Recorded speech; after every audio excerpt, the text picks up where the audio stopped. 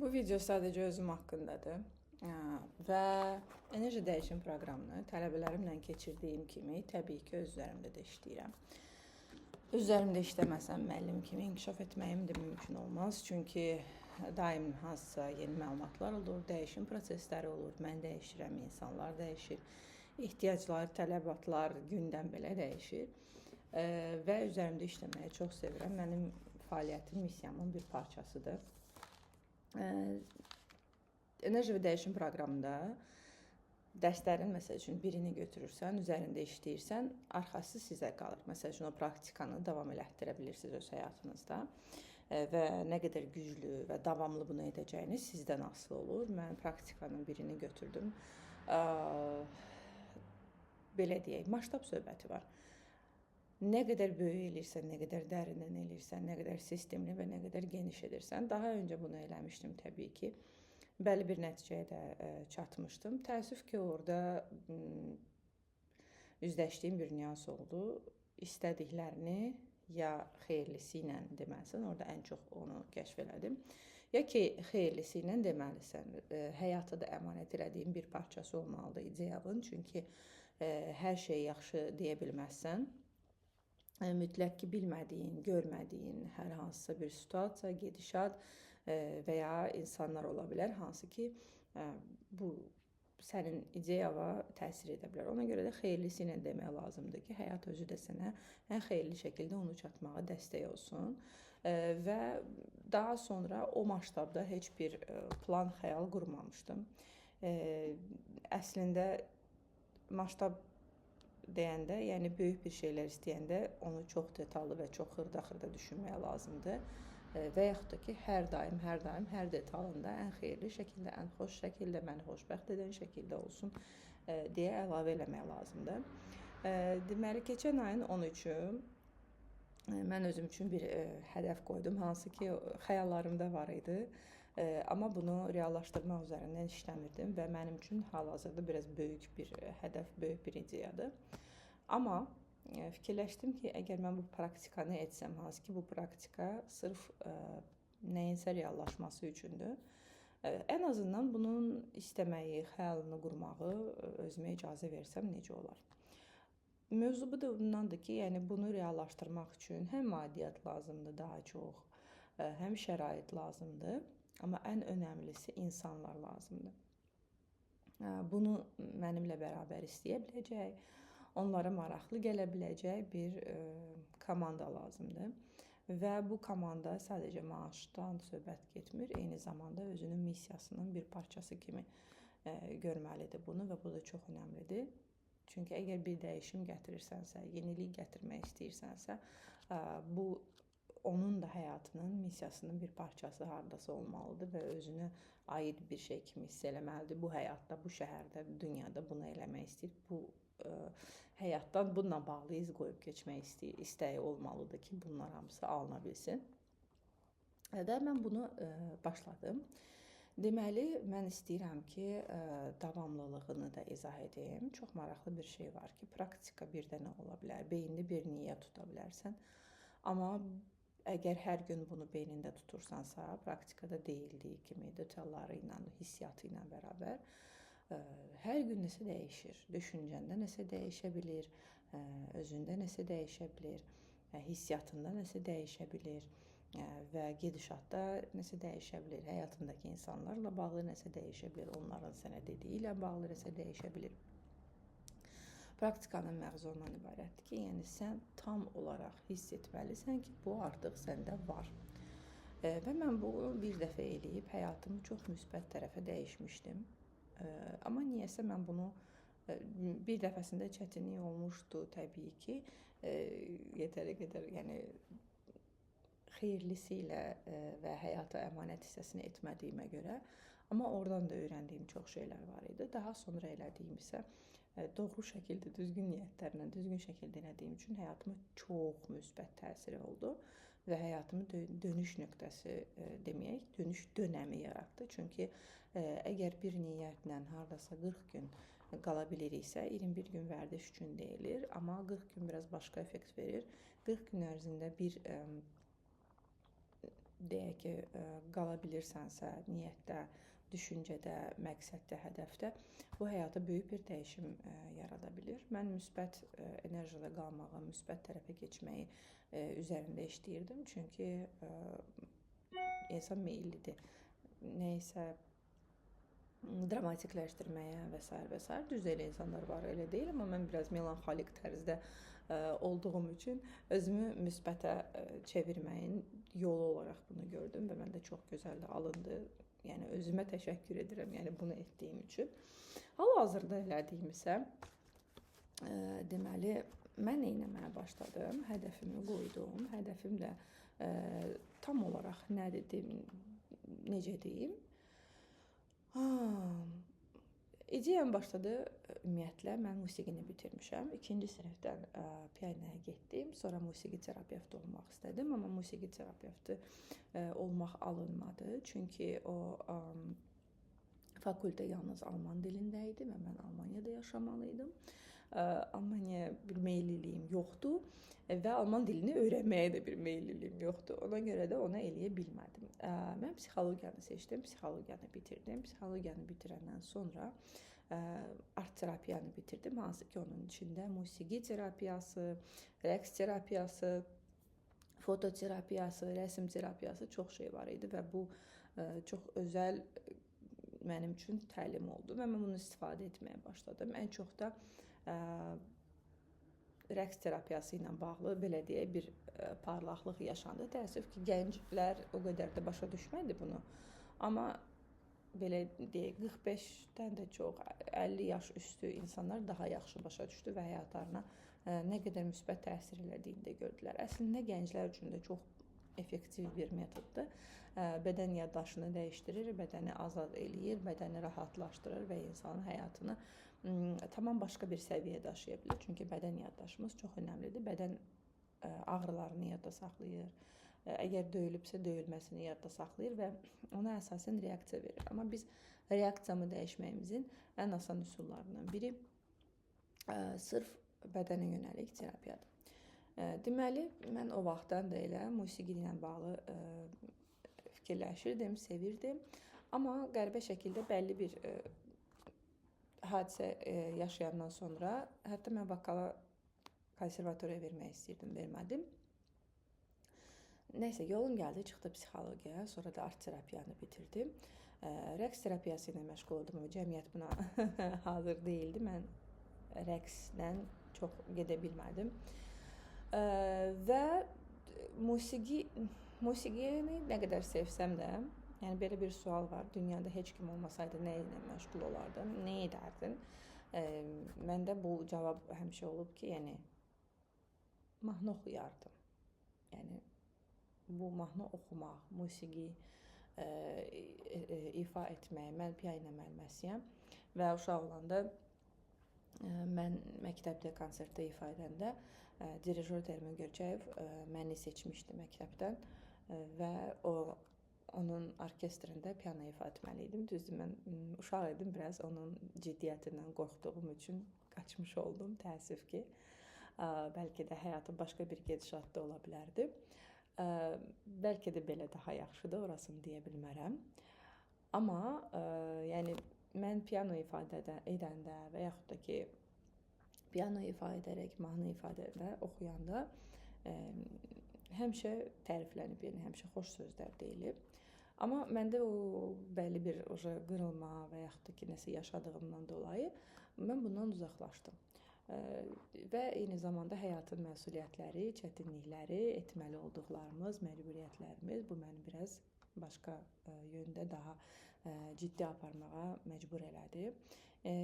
İndi düşünürəm ki, şansım var, yenidən mən bunların üzərinə düşə bilərəm və bu ilimi söz verdim ki, həsr edəcəm daha çox musiqiyə və incəsənətə. Nəyə görə ümumiyyətlə eləmirdim? Çünki psixoloq ciddi olar, psixoloq nə bilim saçı qırmızı olmaz, psixoloq belə, psixoloq elə cəmiyyət tərəfindən sıxılma olduğuna görə tam olaraq incəsənətimlə məşğul ola bilmirdim. O hansı Zümrüd, oxuyan, oynayan Zümrüd obrazı mənim işimə, gəlirimə təsir edə bilirdi. Çünki insanlar art terapiya və incəsənətə layiqli şəkildə davranmırdılar. İnsanlar elə başa düşürlər ki, sağalmaq yalnız ciddiyyətdən və ağrılı dönəmlərlə keçir. Əslində bəli, üzləşmələr, ağır anlar ola bilir, amma insanı şəfalandıran onun əylənə bilməsi, mahnı oxuya bilməsi, rəqs edə bilməsi, rəsm çəkə bilməsi ilə də çox bağlıdır. Çünki insan ruhunu oyatmalıdır ki, sağalmağa başlasın. Və məni də biraz ətrafdakı insanlarmı, cəmiyyətmi, ruhumu susturduğuna görə bir müddət yenidən bunu canlandırmaq üzərində işləyəndə gördüm ki, mənim orada tozlanmış qalmış bir istəklərim, xəyallarım da var ki, onları üzərində işləmək əslində mümkündür. Niyə bunu etmirəm? Yəni, insanlar özlərinə, öz istəklərini belə, xəyallarını belə icazə vermir təəssüf ki. Və icazə verməyə başlamaq qərarına gəldim. Bir ilimi ayıracam deyə musiqiyə və IA ilə mahnılar yaratmağa başladım. Musiqi terapiyası üzərindən. Nəyə görə? Çünki özüm həmişə elə mahnılara qulaq asmaq istəmişəm ki, özümü yaxşı hiss edim, rahat hiss edim, güvəndə hiss edim. Amma eyni zamanda ruhum zövq alsın, zehnim rahat olsun, müdafiə mexanizminə keçməsin və ya depressiv moda keçməsin, yalnız zövq alsın və rahat hiss etsin özünü.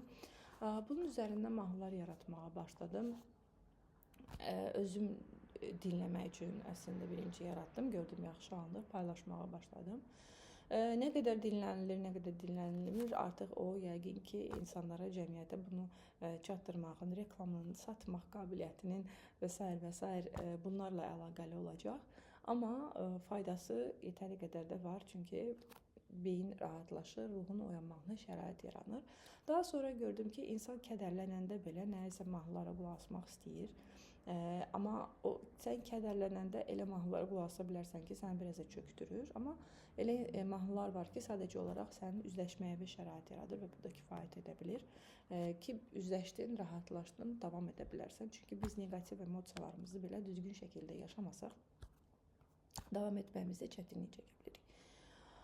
Və musiqi terapiyasını üzərində işlədim, mahnılar yaratdım. Yenə də cəmiyyət tərəfindən bir-iki dənə nüans oldu. Bu mənim yenə də biraz incitdi. Amma dedim ya, bu dəfə dayanmayacağam. Bunu deməyə də qorxuram, yalan deməyim. Çünki istəmədik həmişə ətrafda reaksiyalar var. İnsanlar nəsə deyə bilir. Və incəsənət elə bir şeydir ki, o bəlli bir sərhədləri aşmalıdır, bəlli bir genişləməni yaratmalıdır. Çünki bu sənətdir, bu yaradıcılıqdır. Biz nəyisə yaradırıq və bu əlbəttə ki, kimisə bəyənməməsinə şərait yarada bilər. Məsəl üçün, ola bilər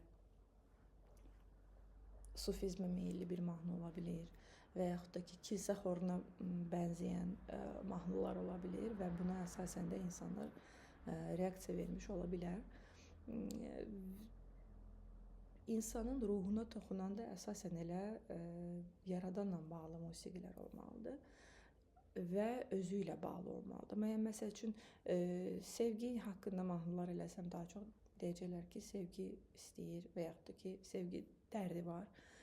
Dini yaradırsan, məsələn, dini reaksiyalar, əslində sadəcə AI ilə mahnı yaradarsan, amma insanlar yenə də nəsə deməyə bir söz tapar. Və mahnı ilə davam etməyə başlayanda başa düşdüm ki, mənim istəyim yalnız burada kifayətlənmir. İnsanlara müsbət təsir etmək, daha dərindən təsir etmək, insanlara xoşbəxt ola bilərəkdən də, gözəl hiss edə bilərəkdən də yaxşılaşa bilərsən mesajını vermək istəyirdim və eyni zamanda buna dəstək olmaq istəyirdim.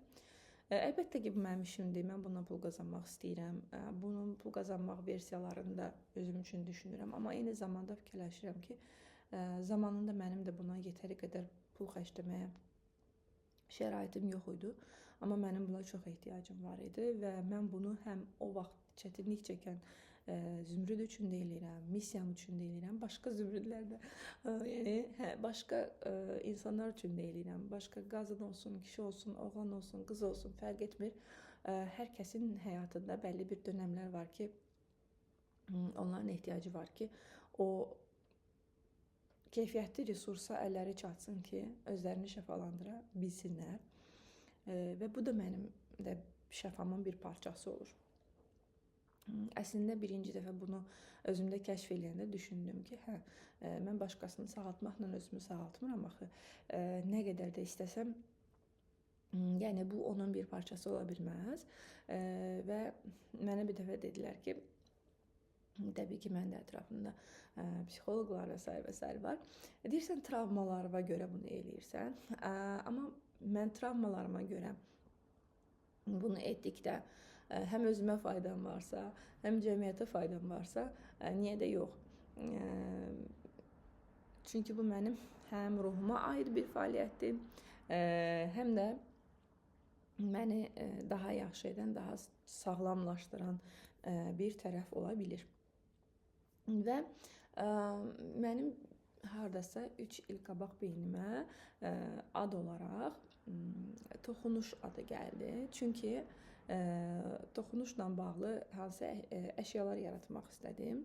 Balaca bir biznes açmaq istədim. Yəni paltarlar olsun üzərində müsbət motivasiyalı sözlər, qablar olsun üzərində müsbət motivasiyalı sözlər və s. və insanlar gün ərzində şuuruna müsbət fikirləri yeridə bilsinlər də, belə deyək.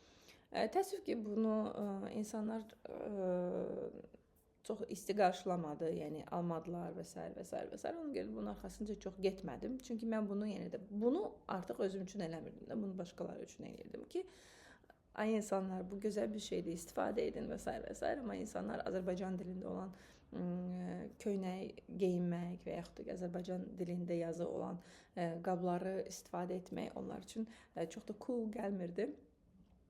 Dedim, okey, ola bilər. Amma bizim şuuraltımız Azərbaycan dilində olduğuna görə Azərbaycan dilində böyüyən uşaq, Azərbaycan laylası ilə böyüyən uşağın şuuru Azərbaycan dilindədir. Yəni onun düşüncəsini dəyişməkdə ən güclü dil əslində Azərbaycan dilidir. Amma maraqlı bir şeydir ki, insan başqa dildə, başqa insanlarla, başqa ölkədə ünsiyyətdə olursa, o da onu çox dəyişdirə bilər. Başqa bir içindəki personaj yaranmasına səbəb ola bilər. Amma Azərbaycan dilində Azərbaycana qaydanda eyni personaj təzədən oyana bilər. Keçən ayın 13-ü qərar verdim. Bugün artıq aprelin 1-idir. Səhv eləmirəmsə 21-ci gündür nədir? Və 21-ci gün olduğuna görə dedim videonu çəkim.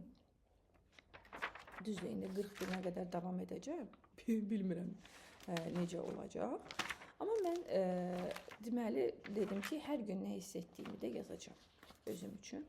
Hər gün burada təbii ki, bunu paylaşmayacağam. Paylaşmaq sizi yormayacağam.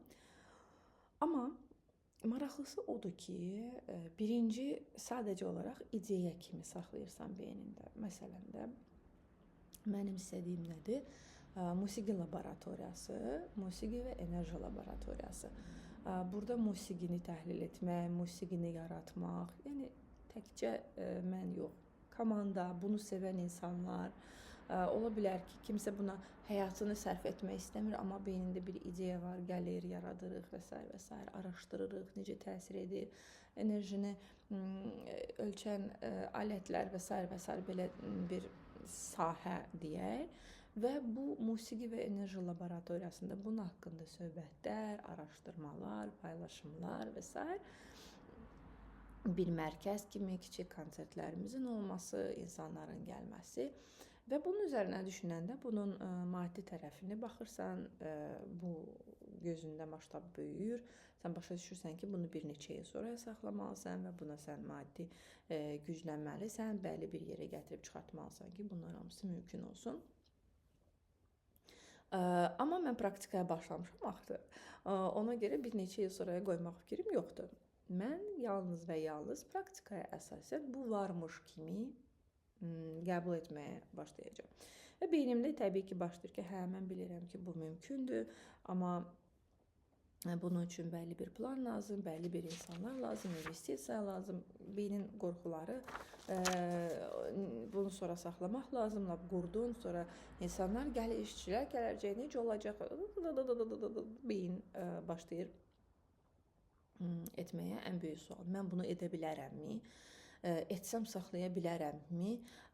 Mən ideyama nə qədər sadiq qala biləcəm? Çətinliklər və qorxular məni bunlardan uzaqlaşdıracaqmı? Və s. və s. və s. İndi qorxuram, hətta indi belə qorxuram ki, mən bu videonu belə danışıram. Bəs sonra necə olacaq? Mən onu edə biləcəmmi? Alınacaqmı? Və s. və s. İnsan başqasının qabağında belə özünün səhv çıxma ehtimalına görə qorxa bilir və o qorxusuna görə nəyisə etməyə bilir. Qəbul edirəm, qorxu hissi yaşayıram və bu normaldır. Heç kimə zəmanət verə bilməz ki, özünə belə zəmanət verə bilməz ki, biz istəyirik, istədiyimiz kimi də olacaq. Mən istəyirəm və ən yaxşı şəkildə çalışacağam bunu reallaşdırım. Amma həyatı %100 biz idarə etmirik. Biz təsir edirik və niyyətimizə əsasən qabağımıza çıxır. Və bunu 21-ci günündə tam olaraq yenə də dərk etdim ki, həqiqətən də niyyətimizə görə qarşımıza çıxır. Nəyə görə? Çünki burada fikirlərimi yazdıqca, hisslərimi yazdıqca, qorxularımı yazdıqca fikirləşirəm, bəs hardadır, necə edəcəm, hansı məkan uyğundur, necə bir yer olmalıdır? Görürsünüz nə qədər suallar yaranır da insanın beynində və bu hamısı şübhələr, qorxular, narahatlıq mənim indi reallaşdırmağıma həm mane olur, həm də eyni zamanda reallıqla üzləşməyə də var axı. Yəni hal-hazırda elə bir 2 mərtəbəli böyük, çoxlu otaqlı mərkəzim yoxdur. Zalı olsun, foyası olsun, işçilər olsun. Bu təbii ki, yoxdur. Amma mən inanıram ki, bu mümkündür. İndi nəyinsə olması mümkündür və nəticə itibarilə fikirləşirəm ki, yazıram, hər gün yazıram. İcazə vermirəm özümə ki, fikirləşim ki, bu mümkün deyil. Və hiss elədim ki, bəlli bir anda qaçmaq, ona çatma, birinci deməli nə gəldi? Sadəcə ideya. Mənim ideyam var. Sonra gəlir ki, niyə də yox, əslində ola bilər. Sonra nə gəlir? Görəsən necə ola bilər? Müsbət tərəflərini deyirəm də, indi qorxularını demirəm. Sonra fikirləşsən ki, ətrafımda buna uyğun kimlər var? Sonra fikirləşsən ki, mən kimlərlə bunu danışsam, əslində reallaşmasına bir addımlar atmış ola bilərəm. Hansı insanların enerjisi mənə dəstək ola bilər? Hansı insanlar məni gücləndirə bilər? Və yaxud da ki, mən hansı insanlarla bərabər danışsam, onlarla bərabər bəlkə hansı işləri görə bilərik və s. bunlar gəlir. Sonra sən bunu danışanda daha da ciddiyə almış olursan, daha ciddi yanaşmalı olursan deyə nə olur? Qorxu artır, amma ciddiyyət də artır, məsuliyyət də artır. İmicə təsir eləyə bilər axı bu sənin. Gəlir daha dərindən bunu qəbul etmək, düşünmək, biraz yavaşlayıram. Yavaşlayandan sonra görürəm ki, əslində enerji məndədir, mən istəyirəmsə, niyyətimdə varsa, bu məndədir. İstə olsun, həyatdan dəstək istə, həyatla bərabər etmək istə, həyat üçün etmək istə. Həyatında sənin üçün nələrsə etməsinə icazə ver və qəbul elə. Və bunu hətta deyəndə belə içində belə bir xoşluq olsa da belə narahatlıq, qorxu da ola bilir. Çünki insan qəbul etmək, əgər həyatında bəlli bir təcrübələr və s. varsa və əsasən də bu insanlarda olur, qəbul etməkdə çətinlik çəkir ki, görəsən mən bunun üçün nə qədər resurs verməliyəm və yaxud da ki, bunun qarşılığı nə qədər çətin ola bilər və s. Amma həyat da istəyir ki, sən ona hansısa yatırımlar edirsən, nələrsə yaradasan, yaxşı bir şeylər yaradasan. Ona görə əslində bu həyat üçün də yaxşıdır və bərabər şəkildə də nəyisə eləyə bilərik. Necə ki, bir insanla nəyisə eləyirik, insan enerjisi var, sənin enerjin var, həyatında bir enerjisi var axı, sən həyatla da bərabər nələrsə əslində etməyin mümkündür. Daha sonra başladım, bu saxladıqca öyrəşirsən axı bu ideya, həzz almağa başlayıram. Həzz almağa başladıqca hiss edirsən ki, həqiqətən də var, səhər gözümü açıram ki, həqiqətən də var duyğusunu yaşayırsan. Gün ərzində xatırlayırsan. Ola bilər indi ki, onun içində deyilsən, onun içində yaşamırsan, sənə bununla bağlı zənglər gəlmir, sən zəng eləmirsən. Amma var. Bu varı yaşayırsan. Çalışırsan ki, həm zehnində yaşayasan, həm o emosiyalarında yaşayasan, fikirlərində yaşayasan, söhbətlərində belə bunu yaşaya bilirsən. Və onda görürsən ki, okey, növbəti leveldə nə baş verdi mənimlə? Mən bunu reallaşdırması üçün mən necə insan olmalıyam? Okey, xəyalım var, ideyam var. Bəs bunu reallaşdıracaq zümrüd kimdir? Bəs bunu dünyaya belə deyək gətirəcək. Çünki bizim ideyamız varsa bu düşüncə sahəsindədir. Düşüncə sahəsində bu bizim beynimiz bunu həzm elədi, amma bədənimiz vasitəsilə dünyaya gəlir. Bədənimiz vasitəsilə dünyaya gəlirsə biz bunu dünyaya gətirmiş oluruq. Bədənimiz vasitəsilə dünyaya gəlmək nə deməkdir? Sözümdən çıxır, əllərimin hansı davranışından çıxır, harasa yazıram, harasa gedirəm, gəlirəm. Yəni bunun dünyaya gəlməsinin aləti yenə də mənim bədənimdir. Mənim bədənim bu ideyaya uyğun olmalıdır və mən kim olmalıyam ki, bunu reallaşdıra bilim. Bu enerji musiqi laboratoriyasını reallaşdıra bilim. Kim olmalıyama gələndə başa düşürsən ki, sorğulamağa başlayırsan. Ümumiyyətlə biz hamımız hər hansı bir rolları yerinə yetiririk. Ana rolu, bacı rolu, qardaş rolu, valideyn rolu, övlad rolu, qonşu, müdir, işçi, mühasibat, HR hamısı rollardır və biz bəlli bir rolları oynayırıq. Ona görə də istəklərimizin reallaşması üçün də əslində bir rolumuz olmalıdır ki, hə, mən bu rolu qəbul edirəm və bu rolda mən bunu reallaşdıra bilərəm. Rolum olaraq da ki, mən bu rolda ideallammı hal-hazırda, yoxsa ideal deyiləm? İdeallaşdırmaq lazımdırmı? Yoxsa əslində mən özüm olmağım elə budur. Ən gözəl üzləşməyim də bu oldu ki, əslində mənim bunu reallaşdırmağım üçün heç bir rol oynamağım lazım deyil. Mənim indiyə kimi elədiklərimə daha çox rol lazım idi ki, nəinki bu işimə, bu ideyama.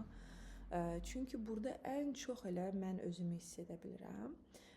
Burada həm o çox şaxəliliyi yaşaya bilirəm. Çünki mənim illərim gedib ki, seçməyə. Mən nəyi seçim? Psixologiyanı mı seçim? Musiqini mi seçim? Rəqsi mi seçim? Yoxsa nə bilim, mən də maşallah hər şeyə əl atmışam, maraqlanmışam, oxumuşam. HR tərəfə getdiyim olub, marketinq tərəfə getdiyim olub. Hətta bir il tibbə hazırlaşmışam, psixologiyanı bitirmişəm, coachingi bitirmişəm. Yəni həm özümü axtarmışam, amma eyni zamanda çox şeydə mənə həyat verib, canlandırıb deyə bunun hamısını da həyatımda saxlamağa çalışmışam deyə bu mənim həyatımın əslində sürətini çox aşağı salmışdı. Və mən fikirləşdim ki, bu çox yanlış addımdır. Amma hamısı elə bil ki, hər bacardığım hər şey mənim elə bil ki, bir övladım kimi idi. Heç birini ata bilmirdim ki, bunun hamısı mənimdir, mənim qalmalıdır. Və nəticə itibarilə hamısını yığa gətirib mən onu art terapiyada hamısını birləşdirə bildim. Və indiyə kimi öyrəndiyim, üzərində işlədiyim hər şey həyatımın bir parçası oldu əslində. Və nəticə itibarilə nə oldu? Elə ki, birdən mənim beynimdə işıq yarandı ki, mənim sırf bu ideyamın reallaşmasında heç bir rola ehtiyac yoxdur. Yalnız mənə ehtiyac var. Mənə ehtiyac var deyəndə də bu artıq egodan irəli gələn, travmadan irəli gələn deyildi. Tamam başqa bir keyfiyyətdə olan mənim ifadəsi idi və bu mənə çox böyük bir zövq verdi. Və mən həmin beynimdəki mərkəzin başladım o strukturunu çəkməyə və s. Hətta telefonun ekranına belə şəkil düzəltdim, AI ilə qoydum və bunu tam olaraq hiss etməyə, yaşamağa başladım. Növbəti leveldə sual yarandı. Bunun üçün nə mümkündür? Yəni, hal-hazırda bunun reallaşması üçün nə mümkündür? Hal-hazırda mən nə edə bilərəm bunun üçün? Və elə olmalıdır ki, bu artıq etdiyim bir şey, bacardığım bir şey olsun ki, bu mənim addım atmağıma mane olmasın da. Yəni, Bu addımı ata bilməsindir. Oy. Hə, bu addımı nə etdim? Atmağa başladım. Fikirləşməyə başladım ki, əlimdə nə var? Nə mümkündür? Bunun olması üçün nə mümkündür? Bir anlıq baxdım ki, bunların hamısı məlumatdır. Yəni musiqi terapiyası istəyirəm olsun, musiqilər olsun, mahnılar olsun. Bunlar hamısı bəlli bir məlumatdır və insanlara nəyisə öyrətmək, nəyisə yaşatmaq və əgər mənlə işləməyə kimsə gələcəksə, ona bunların hamısını öyrətməyə lazım olacaq. Və bunların hamısı məlumatlandırma və təlim-tədris prosesidir. Mən hal-hazırda ən azından bundan başlaya bilərəm deyə düşündüm. Bunun üçün nə lazımdır? Bunun üçün heç nə lazım deyil. Hər şey var. Bunun üçün YouTube var, bunun üçün kompüter var, mikrofon var, şərait, internet var, yer var. Yəni oturub danışa bilərəm. Və fikirləşdim ki, mən həm ümumiyyətlə hər insana açıq şəkildə təlimlər, məlumatlar, praktikalar, psixoloji məlumatlar hamısını başlayım ötürməyə, musiqi terapiyasını, rəqs terapiyasını geniş şəkildə həm məlumatlandırım, həm ötürüm. Eyni zamanda kimə artıq bu maraqlı gələcəksə, kimin ruhuna toxunacaqsa, həm öz insanlarımı tapacağam, onlarla dostlaşa biləcəm, onlarla ünsiyyət qura biləcəm, maraqlı suallara cavab axtaracağıq, araşdıracağıq, çünki bu laboratoriyada araşdırırıq, araşdıra biləcəyik, danışa biləcəyik, yəni kommentlər ola bilər olsun, və bunun əsasında danışa biləcəyik, birgə yığıla biləcəyik, araşdıra biləcəyik və bu ona görə götürdüm. YouTube'umun adını dəyişdim, elədim Toxunuş Art və Enerji Laboratoriyası. Art və Enerji Laboratoriyası. Nəyə görə? Çünki hal-hazırda mənim beynimdəki o maştabın reallaşmasının ilk addımı mənim kim olduğumu ifadə etmək, mənim bacardıqlarımı paylaşmaq, indiyə kimi öyrəndiklərimi paylaşmaq, öyrənə biləcəklərimi sistemləşdirib paylaşmaq, həm cəmiyyətimizə faydalı olmaq, həm özüm istədiyim kimi insan olub yaşaya bilmək. Mən enerji dəyişim proqramını eləyirəm hal-hazırda, heç seanslar etmirəm. Çünki enerji dəyişim proqramı insanı həqiqətən də dəyişdirə bilir. Enerjisini də dəyişdirə bilir, yüksəldə də bilir, aydınlada da bilir. Çox gözəl müsbət təsirləri var insana. Ona görə proqramımı saxlamışam. Mən eyni zamanda Reiki üzrə müəlliməm, Kundalini Reiki üzrə inisiatoram verə bilirəm və s. və s. Yəni çox var enerji barədə etdiklərim. 13 ildir mən enerji terapiyasındayam. Və bu üzrə müəlliməm. Ona görə də pozisiyamı daha çox müəllim, təlimçi üzərindən, mentor üzərindən götürdüm ki, ötürəcəm. Və bu hamıya aid ola bilər. Müəllimlər, pedaqoqlar, deməli, məktəb psixoloqları, ümumiyyətlə psixoloqlar, art terapevtlər, hətta rəqs təlimçiləri və s. və s. Yəni insana toxunan, insanın şəfalanmasında dəstək ola bilən, həyatında incəsənət olan hər insan üçün faydalı məlumatlar toplusu məndə əslində var. Ötürə də bilərəm, formalaşdıra da bilərəm və fikirləşdim ki, ən yaxşı, ən sağlam addım bu dəqiqə bunun mini TV kanalını yaratmaq deyək də. Bunun videolarını, filmlərini, məlumatlarını, təlimlərini paylaşmaqdır ki, daha sonraki leveldə artıq bəlkə də kiçik bir cəmiyyətimiz olar, onlarla yığılıb biz bunun artıq fiziki reallığına keçə bilək.